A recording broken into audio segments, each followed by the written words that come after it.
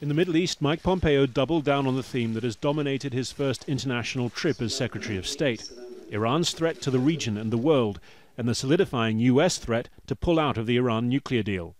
Iran destabilizes this entire region. It supports proxy militias and terrorist groups.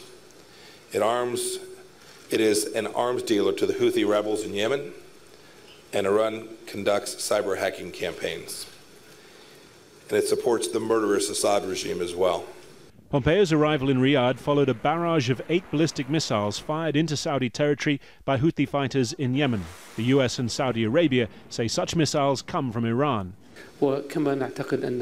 We also think that Iran should be dealt with by imposing further sanctions for its violations of international laws relating to ballistic missiles.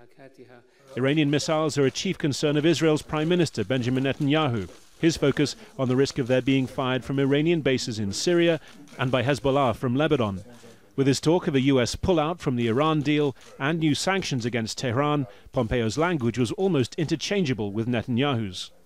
We remain deeply concerned about Iran's dangerous escalation of threats to Israel and the region, and Iran's ambition to dominate the Middle East remains. If people thought that Iran's aggression would be moderated as a result of signing the deal, the opposite has happened. And Iran is trying to gobble up one country after the other. Both men welcomed the US embassy move from Tel Aviv to Jerusalem, scheduled for the 14th of May, the day the Israeli state was declared 70 years ago.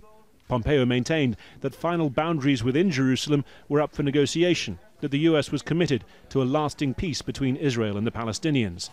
There was no mention, though, of the recent demonstrations along the Gaza border fence, where Israeli snipers have shot unarmed protesters, killing dozens and injuring hundreds.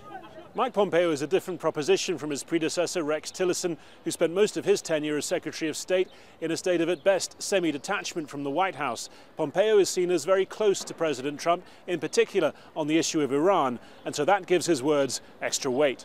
Even, perhaps especially, when they mirror one of Tillerson's frequent messages that Saudi Arabia's blockade on Qatar should end. I also stressed to the foreign minister that Gulf unity is necessary.